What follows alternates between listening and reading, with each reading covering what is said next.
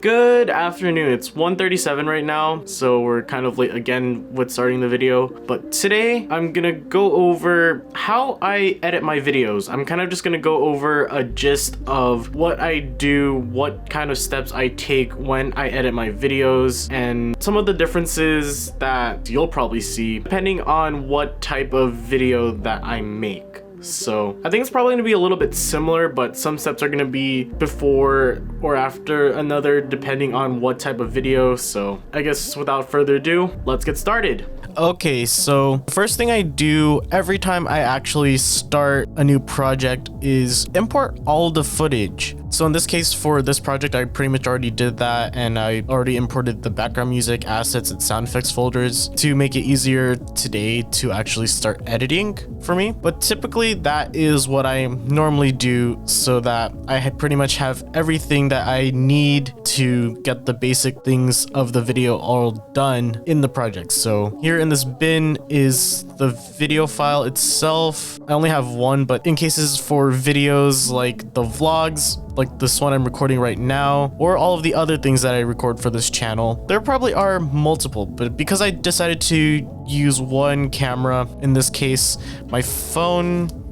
for this video, this unboxing video that I'm going to be making for the channel, I only have one video here and it's also pretty long. So now immediately after that, I import the footage. I'm going to actually move this to the main project folder, and I'm just going to rename this to whatever this is going to be. And now I can definitely start right now with the audio I have here, which is being recorded through my phone. But because I also recorded audio through my microphone and I genuinely feel like it sounds better at some points, then I import this. Every time I do a video with two microphones that's recording, so I'm recording with this microphone right now, but I'm also recording with my camera's microphone in videos like that. Well, in this case, I'm just recording through a screen recording right now, but obviously this is a different type of video. I would always do the clap like this and then go into Premiere's synchronize option and then have it sync there. I guess it will take a while. It depends on how long the audio is, and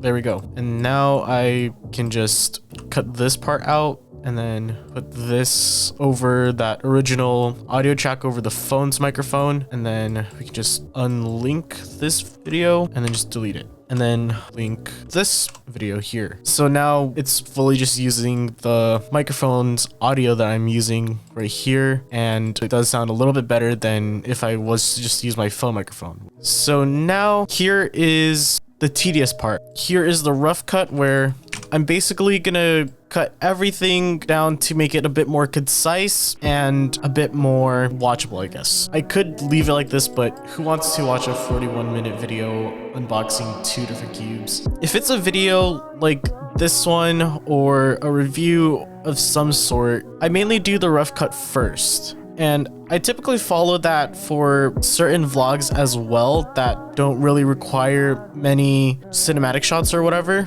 If it's just like me talking and then changing different locations or whatever. But if it is something that does have a bunch of cinematic shots, I typically, instead of importing all of the footage into the timeline, I typically just add all of the things I need and then cut it from there, add the music if I do have some segments where I do some cinematic shots, and then add music as I go. So now it's time to do the rough cut, and what I normally do for the rough cut is I try to get rid of a lot of the things that are not really like useful. I get rid of a lot of dead space between where I talk just to try to make it a bit more concise, except for vlogs really, where sometimes I do leave that in at some points. I typically just get rid of it if I am just going to be doing an informative video like a review or overview on something. I generally get rid of that dead space. Let's just do this right now where Martini blue. And here I just try to, for unboxings like this where I'm trying to open a package up, I usually just try to get it to where it's like I actually do make some big changes into the packaging. Like if I open it up enough to where I can open it quickly, I usually just cut it to there.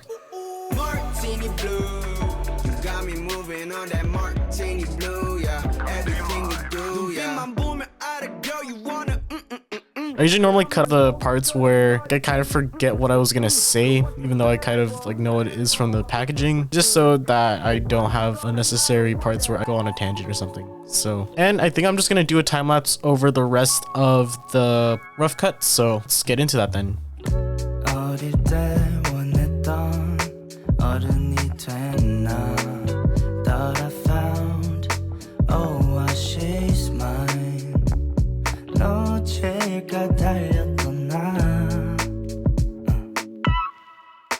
Let's just take it slowly. Okay, so now we got the rough cut done. Now the next thing I'm gonna do is add the music and also pretty much add the color grade. Typically I do these steps right after I finish the rough cut and right before I add in all of the text and b-roll depending on what kind of video I'm making. So if it's probably like an unboxing video, there's probably just gonna be a few types of b-roll if I'm referencing another cube or another video, but most of the time it's probably just gonna be about that cube. So after that I go straight into doing the zooms. So let's go and add the music and talk about what kind of things that I do during the same process.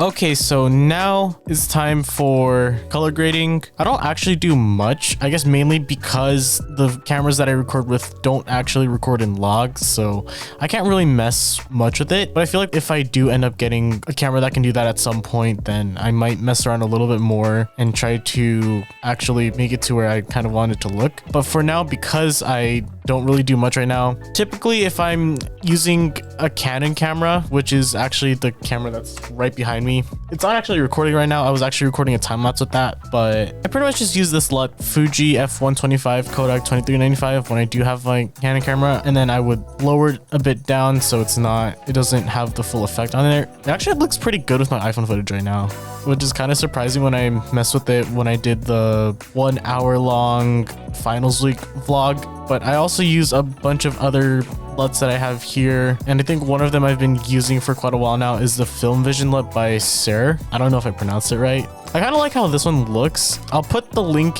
in the description about it. If you want to get that LUT, then I'll just have it there. And I kind of like how it looks pretty much, so that's what I'm just going to use for it. And now it's time to add all of the b-roll that I need. In this case, I don't really need to add much to this one, but I'm also going to add all of the zooms and stuff to emphasize all of the points that I want to make. If I like say that, oh, this is good or something, or basically emphasize all of that. And yeah, I'm probably just gonna time lapse this one as well. Ooh, I want you to come through. I know somebody who loves you and drop the obligations when you got no one to run to. I know you got a past, but I got one too, and that don't change the fact that I want you. Wake up, good morning, with you I actually mean it. Had to pinch my other arm, convince myself I ain't still dreaming. I'm with you, can't nothing faze me. Drowning, but you saved me. My head pounded like crazy. So we pretty much got everything done now. I got all of the b-roll that I needed in. I added some zooms, and especially zoomed into parts of the app that I was talking about specifically and all of that. I added some images about each version of cube that I was talking about, although I didn't really add images about the specific cubes that I had there. Obviously just like different versions if I do mention it, obviously, because you can see the cube that I have already. So now that I have that all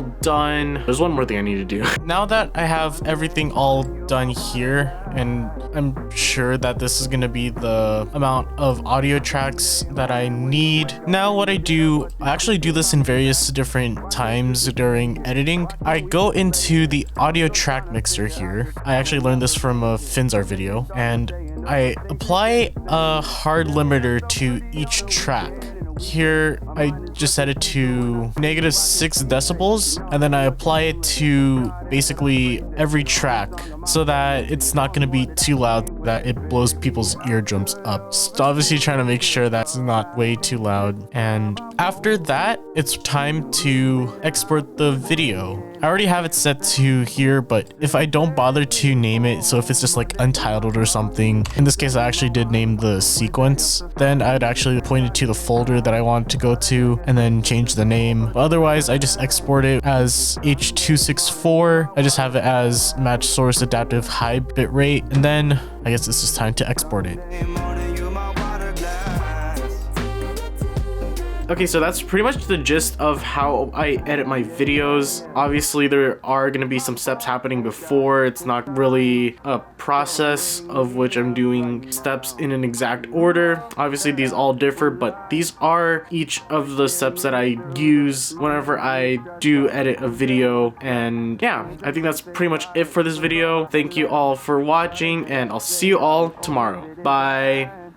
But Sunday morning, you might run that back. Monday, you my coffee, and Tuesday, you my wine. And Wednesday up to Friday, you the drink I needed 5. Saturday, a chaser, cause I overdo it bad.